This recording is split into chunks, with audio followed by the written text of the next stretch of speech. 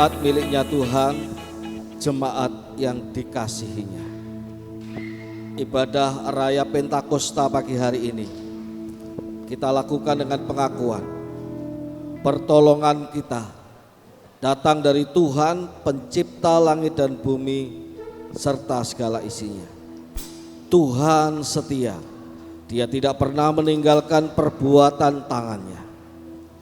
Turunlah atas kita sekalian kasih karunia dan damai sejahtera dari Allah Bapa, Anak dan Roh Kudus dalam ibadah Raya Pentakosta pagi hari ini. Kami mengucap syukur ya Tuhan, hari ini kami memperingati Pentakosta.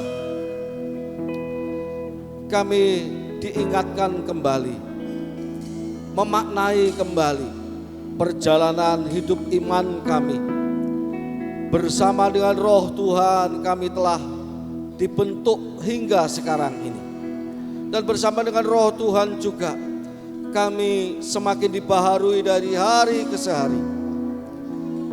Menjadi manusia yang rohani di hadapan-Mu ya Tuhan. Kami berdoa ya Tuhan, lanjutkanlah karya-Mu dan berkatilah ibadah hari ini. Dan bila kami boleh bersama-sama bersuka cita merayakan karya Roh Allah dalam kehidupan kami. Kami mengucap syukur kepada Tuhan. Berkatilah seluruh jemaat-Mu, pimpinlah kami dari awal sampai akhirnya. Di dalam nama Tuhan Yesus kami berdoa. Amin. Selamat beribadah, Tuhan Yesus berkati kita semua. Shalom jemaat Tuhan. Siap memuji Tuhan kita, amin. Pagi hari ini luar biasa sekali ya. Saya senang sekali bisa berjumpa kembali dengan Bapak Ibu Saudara sekalian. Kita boleh datang kepada Tuhan, memuji, menyembah Tuhan dan memuliakan namanya. Kembali yang siap menari-nari buat Tuhan, lambaikan tangannya. Haleluya. Kasih Allah tak berkesudahan, selalu baru setiap pagi. Lamanya pun tak pernah berakhir.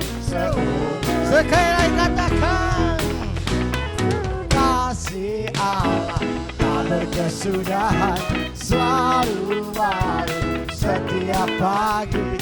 Lamanya pun tak pernah berakhir seumur hidupku. Dengan sukacita ku kan menari, dengan sorak-sorai memuji, ku naikkan pujian, haleluya, nyanyi bagi Dia Sang Raja. Dengan sukacita ku kan menari, dengan sorak-sorai memuji, ku naikkan pujian, haleluya, nyanyi bagi Dia Sang Raja, nyanyi bagi Dia Sang Raja, nyanyi bagi Dia Sang Raja selamanya. Semangat Bapak Ibu, karena kita menyembah Allah yang luar biasa, amin.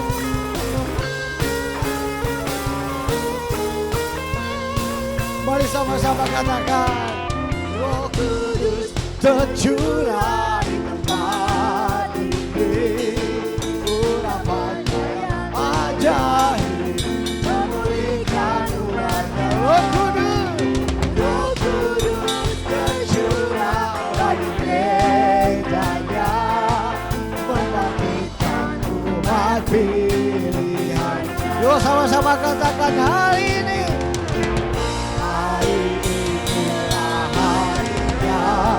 Tuhan, saat pembebasan tiba, menentu dosa tak dipatahkan. Mari bersorak bagi Dia, sama-sama katakan,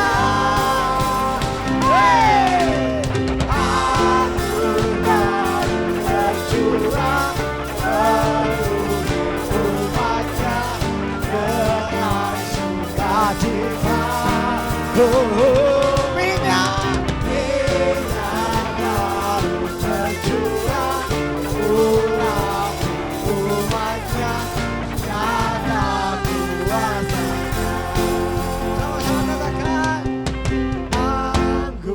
baru tercurah memenuhi umatnya dengan sukacita.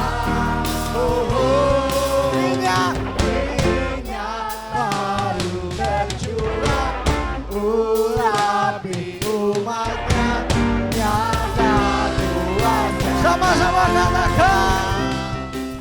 Sekali lagi kita angkat pujian nih Bapak Ibu dari Allah. Katakan kami perlu Engkau Tuhan. Haleluya. Sama-sama katakan. Ku perlu Engkau Yesus, haus jiwaku. Kami begitu haus akan kebenaran firman-Mu Tuhan. Kami menantikan Engkau Tuhan. Kami tahu Engkau akan memberikan yang terbaik buat kami Tuhan. Oh Tuhan Yesus, sama-sama katakan. Oh Yesus, hanya Kau yang andalkan, melebihi siapapun juga. Oh Yesus, hanya Kau yang ku percaya. Di setiap waktu tiada lah yang ku andalkan selain. Sekali lagi katakan, Yesus, hanya Kau yang andalkan. Jangan mengandalkan siapapun selain Tuhan Yesus yang kita sembah. Dialah pencipta kita Bapak Ibu. Oh Yesus, hanya Kau yang percaya. Di setiap waktu tiadalah yang ku andalkan selain Kau. Biar jemaat menyanyikan pujian ini katakan. Kami sungguh bersyukur kepada-Mu Tuhan Yesus. Ketika kami mengandalkan Engkau sepenuh hati kami Tuhan. Engkau tidak pernah tidak menjawab doa kami Tuhan. Oh,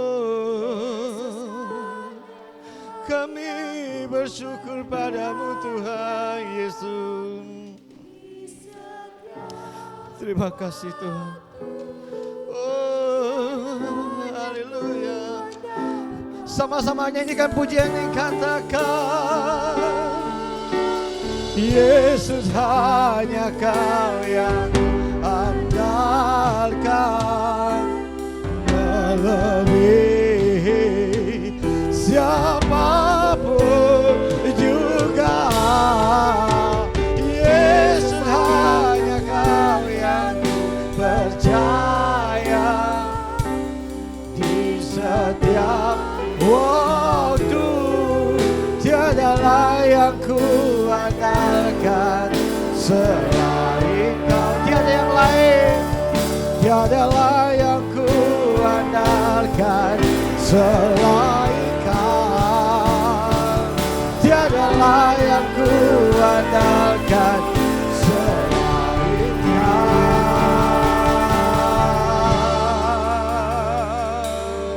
Mari sama-sama katakan, Yesus. Kita mau menyembah Tuhan kita pagi hari ini. Yesus, kemuliaan-Mu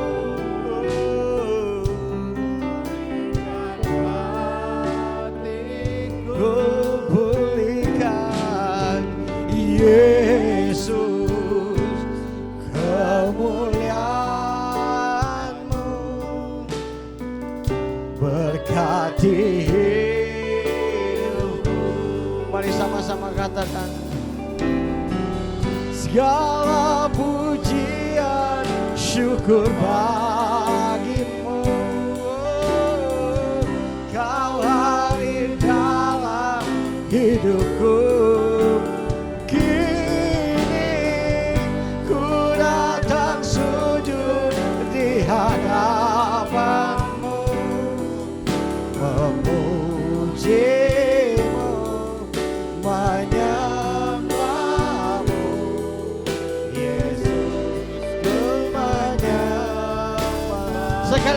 akan pujiannya, saya mengundang Bapak Ibu Saudara kita bangkit berdiri. Kita akan menyambut firman Tuhan. Segala puji-pujian, ku datang sujud di hadapanmu.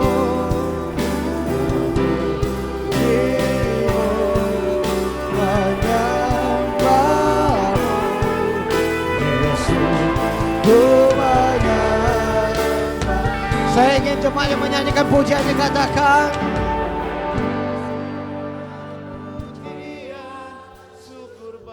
hanya bagimu Tuhan satu-satunya yang kami andalkan dalam hidupku.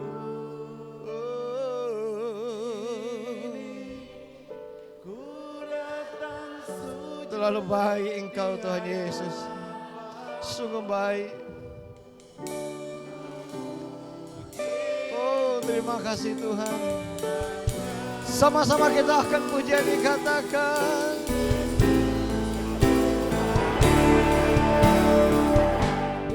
Haleluya, kami mengucap syukur.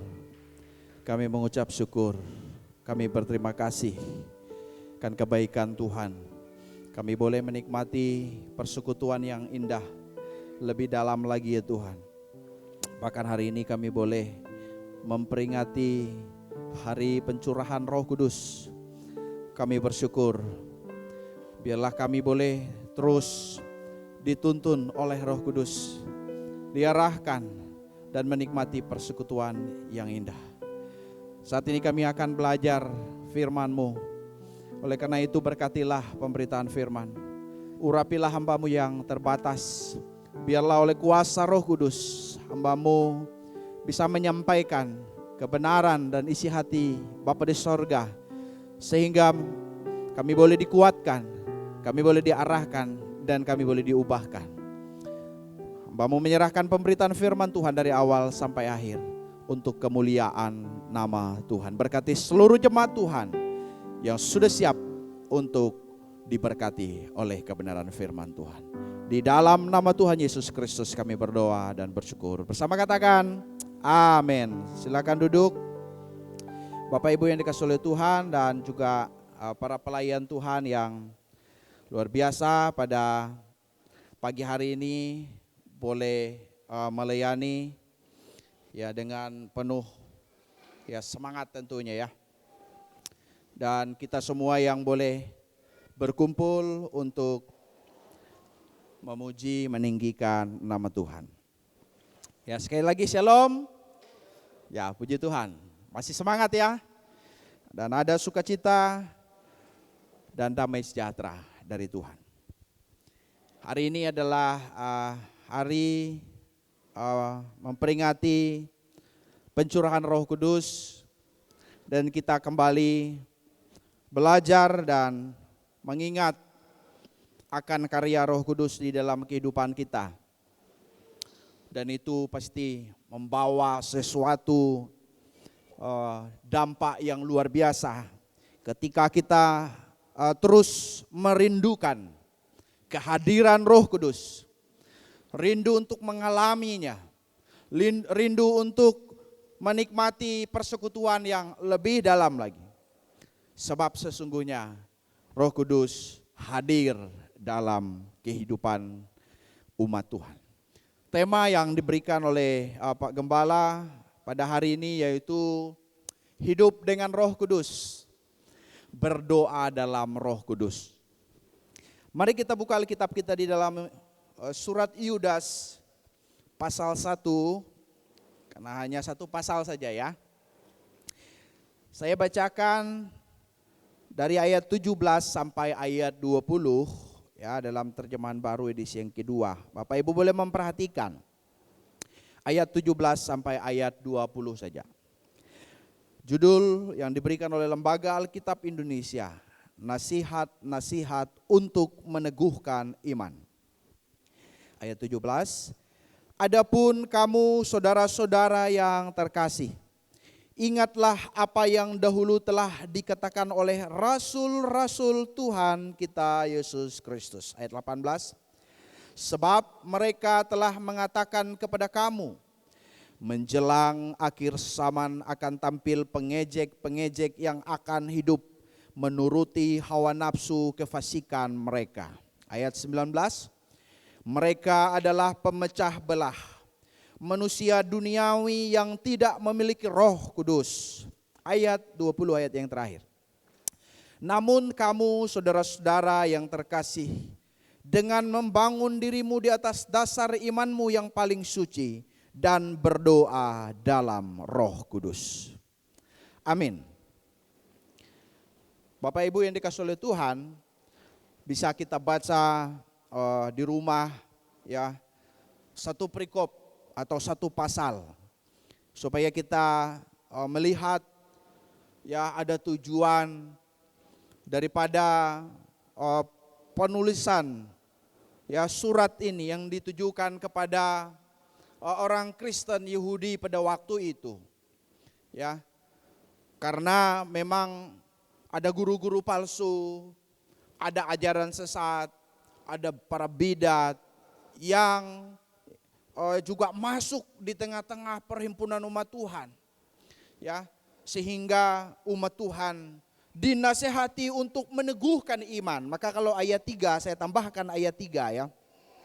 Saudara-saudara yang terkasih, sementara aku bersungguh-sungguh berusaha menulis kepada kamu tentang keselamatan kita bersama, aku merasa terdorong untuk menulis ini kepada kamu dan menasihati kamu supaya kamu tetap berjuang. Ini ada kata berjuang ya, tetap lagi. Tetap berjuang untuk apa? Mempertahankan iman yang telah disampaikan kepada orang-orang kudus. Dan seterusnya, ayat selanjutnya itu ada penyusup di tengah-tengah jemaat. Orang-orang yang telah lama ditentukan untuk dihukum. Mereka adalah orang-orang fasik yang menyalahgunakan anugerah itu, melampiaskan hawa nafsu mereka. Ya, menyangkal Yesus Kristus adalah Tuhan, menyangkal Yesus Kristus adalah satu-satunya penguasa. Oleh karena itulah surat Yudas yang ditujukan kepada umat Tuhan pada waktu itu untuk apa? Untuk mereka tetap berjuang untuk mempertahankan iman. Tidak mudah dalam situasi seperti itu. Sesuai dengan tema kita, hidup dengan Roh Kudus dan berdoa dalam Roh Kudus. Saya membuka dengan satu pernyataan dari seorang anak Tuhan, Horatius Bonar ya. Sesuatu yang penting untuk mengawali saja pembahasan kita. Semua ya dalam tanganmu, dalam tangan Tuhan. Semua dalam tangan Tuhan. Jadilah penuntunku ya, Tuhan kekuatanku. Tuhan kekuatanku. Tuhan kebijaksanaanku dan segalanya bagiku. Ya, statement ini untuk mengarahkan kita. Ya, untuk kita boleh merenungkan kebenaran firman Tuhan pada pagi hari ini. Sesungguhnya Tuhanlah yang menuntun kehidupan kita. Tuhanlah kekuatan kita. Dialah kebijaksanaan kita. Dialah segalanya bagi kita. Demikian juga Allah Roh Kudus. Allah Roh Kudus yang dicurahkan. Dia adalah kekuatan kita. Dia menuntun kita. Dia kebijaksanaan kita dan segalanya juga bagi kita. Oleh karena itu, kita membuka hati kita untuk Roh Kudus memimpin dan mengarahkan kehidupan kita. Mari kita lihat ya, bagian yang pertama. Saya membuat ini ya, satu istilah ini walaupun agak miring sedikit tapi jangan miring lihatnya ya, lurus saja ya. Ini hanya ini saja, tulisan saja. Kamu bukan mereka ya. Kamu bukan mereka. Ya, maka surat Yudas ini memakai kata mereka di dalam ayat yang ke-17 itu ya. Bagaimana rasul-rasul ya pernah menyampaikan bahwa menjelang akhir zaman, ya, mereka ini adalah orang-orang yang tidak ada Roh Kudusnya, mereka yang tidak percaya kepada Kristus. Tetapi juga Yudas menegaskan tentang kamu adalah saudara-saudara di dalam Tuhan. Ini hanya sekadar untuk kata saja ya, tetapi yang penting bukan kamu dan merekanya. Yang penting itu adalah maknanya, ya. Jadi mereka yang hidup tanpa Roh Kudus, kita kan adalah umat yang hidup ya di dalam Roh Kudus, hidup dipimpin Roh Kudus, hidup dengan Roh Kudus. Tetapi mereka ya yang hidup tanpa Roh Kudus. Coba kita lihat di dalam surat Yudas ini ada nasihat ya, mengajak umat Tuhan untuk apa? Untuk ingat ya, atau mengingat, ayat 17. Adapun kamu saudara-saudaraku yang terkasih, ingatlah apa yang dahulu telah dikatakan oleh rasul Tuhan kita Yesus Kristus. Ingatlah, mengingat apa yang disampaikan oleh rasul-rasul, karena rasul ya apostolos atau utusan, mereka adalah utusan Tuhan. Untuk apa? Menyampaikan pesan Tuhan. Ya, ingatlah akan apa yang disampaikan oleh rasul-rasul Tuhan kita Yesus Kristus. Apa yang perlu kita ingat? Ya. Apa yang harus kita ingat? Dalam bagian ini umat Tuhan dinasihati untuk mengingat pesan rasul-rasul yang adalah utusan Tuhan itu. Ya. Tentunya ada pesan yang disampaikan, yaitu ada nasihat. Mereka menyampaikan keadaan umat Tuhan, tantangan yang dialami oleh umat Tuhan. Jika diperluas lagi, ingat akan nasihat yang melalui rasul-rasul itu yang adalah utusan Tuhan. Demikian juga kita bisa memaknainya. Kita ingat kepada firman Tuhan, ingat kepada nasihat Tuhan, ingat kepada kebenaran. Itulah yang harus kita ingat di tengah tantangan iman. Kita ingat kepada pesan Tuhan, kita ingat kepada firman Tuhan. Rasul-rasul berkata menjelang akhir zaman akan tampil pengejek-pengejek yang akan hidup menurut hawa nafsu. Akan tampil pengejek-pengejek yang hidup menurut keinginan, kefasikan, atau ketidaksalehan mereka. Oleh sebab itu jemaat diajak untuk mengingat pesan rasul-rasul, yaitu terdapat pengejek-pengejek yang hidup menuruti hawa nafsu kefasikan.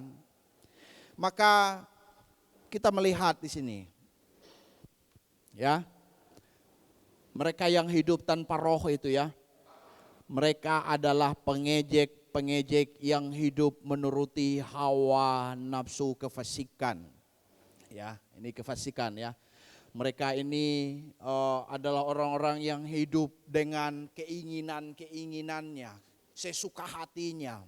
Ya, maka kita melihat bagaimana orang-orang yang hidup ya menuruti hawa nafsu kefasikan.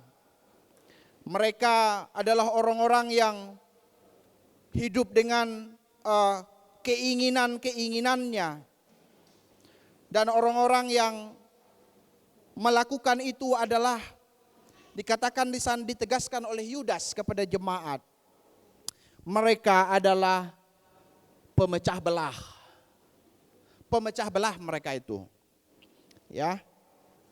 Mereka adalah orang-orang yang merusak kesatuan tubuh Kristus. Mereka merusak kesatuan umat Tuhan itu. Pemecah belah mereka yang membedakan. Dan mereka adalah manusia duniawi manusia duniawi. Mereka adalah manusia duniawi yang dikuasai keinginan-keinginan dunia ini. Manusia duniawi berarti bertentangan dengan manusia rohani. Karena mereka memang tidak rohani. Yang hanya dikuasai oleh keinginan-keinginan duniawi. Dan dikatakan di sana mereka tidak memiliki Roh Kudus. Mereka tidak mempunyai Roh Kudus. Mereka menolak Roh Kudus. Karena mereka juga menolak Kristus adalah Tuhan. Mereka pun menolak Kristus satu-satunya penguasa. Mereka menolaknya sehingga mereka hidup dengan keinginan hawa nafsu kefasikannya. Bapak Ibu yang dikasihi oleh Tuhan, inilah orang-orang yang hidup tanpa Roh Kudus. Dan nasihat yang diberikan kepada umat Tuhan supaya mereka itu tetap berjuang mempertahankan iman, ya, di tengah baik ajaran-ajaran yang menyimpang, di tengah para bidat yang muncul, nabi-nabi palsu yang muncul, tetapi juga di tengah kehidupan keduniawian yang merajalela pada waktu itu. Umat Tuhan tidak sama dengan ya orang-orang yang tidak percaya kepada Kristus pada waktu itu, yang menolak Roh Kudus. Mereka yang hidup dengan hawa nafsu, keinginan, daging, hidup dalam kefasikan. Umat Tuhan tentunya berbeda. Pada waktu itu orang yang hidup dalam kefasikan itu berkeyakinan ya. Mereka berkeyakinan bahwa manusia boleh hidup sesuka hati saja. Pokoknya sesuka hati sajalah, ya. Mereka tidak takut pada hukuman Allah. Maka dalam surat Yudas juga disampaikan tentang penghukuman kepada orang-orang yang seperti itu ya. Disampaikan juga, banyak dikutip juga dalam Perjanjian Lama. Ya. Termasuk mereka melakukan hal-hal yang tidak bermoral. Mereka juga menyangkal Yesus Kristus adalah Tuhan. Satu kali saya membaca dalam sebuah tulisan ya. Ada sebuah ilustrasi. Seorang berkata, action. Tidak lama setelah itu, cut katanya. Rupanya ada seorang sutradara ya, sedang mengerahkan para krunya. Sedang ya mengerahkan tangannya supaya para pemain-pemain dalam film yang sedang dibuat itu, mereka melakukan bagiannya yang sudah dipersiapkan itu. Lalu muncul lagi kalimat itu, action. Tetapi muncul lagi cut. Berarti bisa sudah pas atau ada yang mau diulang lagi. Supaya tidak keluar dari skenario yang sudah dibuat itu. Jadi setiap pemeran itu, mereka perlu mempersiapkan diri, melatih diri. Dan ketika diinstruksikan oleh sang sutradara, mereka mau diarahkan sesuai dengan aturan ini. Dari ilustrasi ini saya merenungkan bagaimana dalam kehidupan kita sebagai umat Tuhan, siapakah dalam tanda kutip sutradara yang mengarahkan kehidupan kita ya. Karena film atau apapun itu ya, video pendek ya, tentunya perlu disutradarai dengan baik. Apa nanti hasilnya baik atau buruk ya, tergantung daripada konsepnya itu. Dan orang-orang yang berperan mereka harus siap untuk memerankan tugas-tugas yang sudah ditetapkan itu. Bagaimana dalam kehidupan kita sebagai orang percaya, siapakah yang mengarahkan hidup kita? Apakah yang mempengaruhi kehidupan kita? dikaitkan dengan surat Yudas ini. Janganlah keinginan-keinginan duniawi yang mempengaruhi kehidupan kita. Janganlah hawa nafsu yang mempengaruhi kehidupan kita sehingga ya tindakan kita dipengaruhi oleh ya hal-hal keduniawian. Tetapi biarlah Roh Kudus yang sudah dicurahkan itu, Roh Kudus yang sudah diberikan oleh Bapa, yang dijanjikan oleh Kristus untuk apa menolong kita, untuk apa menyertai kita, biarlah Roh Kudus yang memimpin kehidupan kita. Dan kita mengizinkan Roh Kudus, pimpinlah hidupku, arahkanlah aku. Aku mau dibentuk, aku mau diarahkan, aku mau diubahkan. Sehingga dalam tanda kutip Roh Kudus itu seperti sutradara. Ini seperti saja, tetapi yang sesungguhnya Roh Kudus itu adalah Allah yang sebenarnya yang memimpin kehidupan kita, yang diutus oleh Allah. Sehingga kita tidak sendiri, kita bersyukur Bapak Ibu yang dikasihi oleh Tuhan. Dan selanjutnya, mari kita lihat, kamu saudara-saudara dalam Tuhan, kamu yang hidup dengan Roh Kudus dan berdoa dalam Roh Kudus. Sapaan yang sangat baik dari Yudas yang menyampaikan pesan nasihat kepada umat Tuhan. Dia menyebut mereka saudara-saudara yang kekasih, yang kukasihi. Ya, kita adalah saudara-saudara di dalam Tuhan. Aku menasehatkan, aku memberikan arahan kepadamu.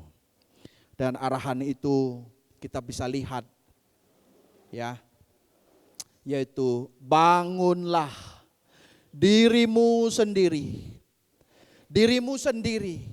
Setiap orang membangun dirinya sendiri, sebagaimana ayat 3 tadi, tetap berjuang ya untuk mempertahankan iman itu. Sekalipun ada tantangan iman itu. Dan dalam bagian ini dipertegas lagi, bangunlah dirimu sendiri di atas dasar imanmu yang paling suci. Tidak seperti manusia duniawi, orang-orang yang menolak kehadiran Kristus itu. Kita berbeda, kita adalah umat Tuhan yang sudah dikuduskan. Ya, oleh karena itu bangunlah dirimu sendiri di atas dasar iman yang paling suci. Jadi membangun di sini, membangun sesuatu yang sudah dibangun. Membangun sesuatu yang sudah dibangun. Ya, bangunlah dirimu sendiri di atas dasar imanmu itu. Iman kepercayaan yang paling suci, yang berbeda dengan kehidupan keduniawian pada waktu itu. Kita sudah melihat tadi bagaimana orang-orang, para pengejek-pengejek itu, kehidupan mereka. Tetapi umat Tuhan harus membangun ya iman mereka. Bangun diri sendiri di atas dasar iman yang paling suci. Jadi kalau kita melihat juga dalam penekanan keseluruhan surat Yudas, ada satu penekanan penting bagaimana umat Tuhan harus berjuang mempertahankan iman yang benar ya. Mempertahankan iman yang benar, waspada guru-guru palsu, waspada nabi-nabi palsu, waspada para bidat ya atau aliran sesat, ajaran sesat yang muncul pada waktu itu, bahkan sampai kepada menjelang akhir zaman, berarti sampai kepada kehidupan kita pun hari-hari ini ya. Alkitab menegaskan banyak sekali ya pengajaran-pengajaran yang menyimpang, ajaran-ajaran yang bertentangan dengan kebenaran. Ya, ada antikristus yang menentang Kristus. Maka umat Tuhan baik pada waktu itu dan untuk kita juga pada hari ini, waspadalah guru-guru dan nabi-nabi palsu yang mencoba menjauhkan umat Tuhan dari kebenaran itu. Ada latar belakang juga ya. pada waktu abad pertama dan seterusnya gereja terancam dengan adanya ajaran sesat itu. Ya, oleh sebab itu sekali lagi ditegaskan jemaat perlu waspada. Ya. Maka kita perlu dituntun oleh Roh Kudus. Kita juga perlu ingat akan pesan-pesan Tuhan ya. Makanya selalu Mbah Hamba Tuhan mendorong kita, mari kita juga membaca firman Tuhan, merenungkan firman Tuhan. Dan kita boleh mempelajarinya sesuai dengan ajaran yang sehat ya, ajaran Kristus, supaya kita bisa ya dimampukan ketika ada ajaran-ajaran yang menyimpang. Demikian juga hal yang sederhana bisa kita renungkan. Jangan hidup seperti kehidupan orang Kristen KTP.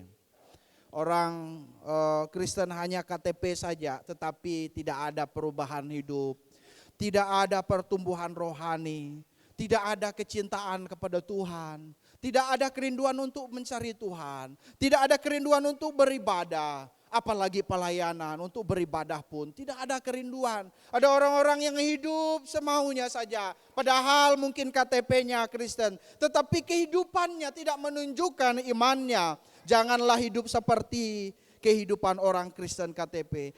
Termasuk juga jangan menyimpang dari komitmen kesetiaan pada Kristus. Janganlah menyimpang dari komitmen kesetiaan kepada Kristus. Bukankah sering kita melihat ada orang yang meninggalkan imannya. Mereka tidak lagi memegang komitmen kesetiaan kepada Kristus. Mereka menyimpang ya daripada Kristus.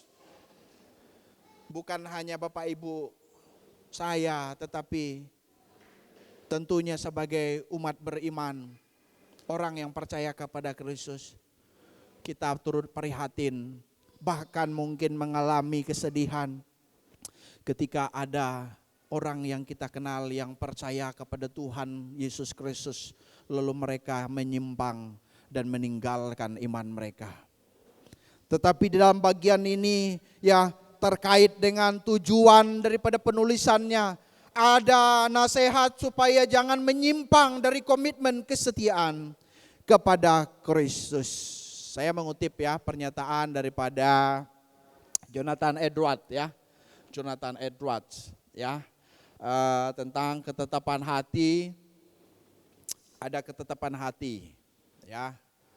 Jangan pernah melakukan sesuatu yang tidak akan Anda lakukan pada detik-detik akhir kehidupan ya. Jangan lakukan ya, pada akhir detik kehidupan itu kita tidak mau lakukan ya, sekarang jangan lakukan. Tetapi yang saya mau ambil penegasannya adanya ketetapan hati ya. Sebagaimana penekanan saya tadi adalah jangan menyimpang dari komitmen kesetiaan kepada Kristus. Biarlah kita juga memiliki ketetapan hati untuk kita terus berkomitmen dalam kesetiaan kita mengiring Kristus seumur hidup kita. Sehingga kita terus menjadi pribadi yang loyal, ya penuh pengabdian diri kepada Kristus Sang Kepala Gereja. Untuk kita terus bertumbuh dan diarahkan dalam pimpinan Roh Kudus. Berdoalah dalam Roh Kudus. Ayat ini tentunya memiliki hubungan yang tak terpisahkan juga tentunya. Bagaimana berdoa dalam Roh Kudus? Kalau dalam terjemahan bahasa Indonesia sehari-harinya itu berdoalah dengan kuasa Roh Kudus. Berdoalah dengan kuasa Roh Kudus di tengah-tengah tantangan iman itu. Berdoalah dengan kuasa Roh Kudus, berdoalah dalam Roh Kudus, membangun iman. Ya, mereka sendiri melalui apa? Doa dalam Roh Kudus. Berdoa dalam pertumbuhan iman. Berdoa dalam pertumbuhan iman, bertekun dalam doa, dalam membangun diri sendiri di atas dasar iman yang paling suci. Berdoalah dalam penyerahan akan tuntunan Roh Kudus. Jadi ketika kita berdoa dalam Roh Kudus itu, Kita menyerahkan kehidupan kita dalam pimpinannya. Dan kita meminta kuasanya berkarya dalam kehidupan kita. Kita menyerahkan kehidupan kita dalam iman kita, dalam penyerahan total untuk senantiasa berjalan dalam pimpinannya. Bapak Ibu yang dikasih oleh Tuhan, mari kita renungkan ya, Roh Kudus menolong dan membimbing orang percaya. Oleh karena itu berdoalah dalam Roh Kudus. Bahkan Dia menolong kita. Sering saya katakan, kita tidak sendiri. Yesus naik ke sorga, tetapi Dia tidak meninggalkan kita. Sebab pada hari pencurahan Roh Kudus dicurahkan. Dan itu pengalaman bagi umat Tuhan di masa itu. Tetapi juga ya bagi kita yang beriman kepada Kristus, kita juga disertai, ditolong olehnya. Oleh karena itu ada kekuatan yang memampukan kita untuk kita boleh mempertahankan iman di tengah tantangan iman itu. Di tengah situasi dunia yang mungkin menakutkan ini.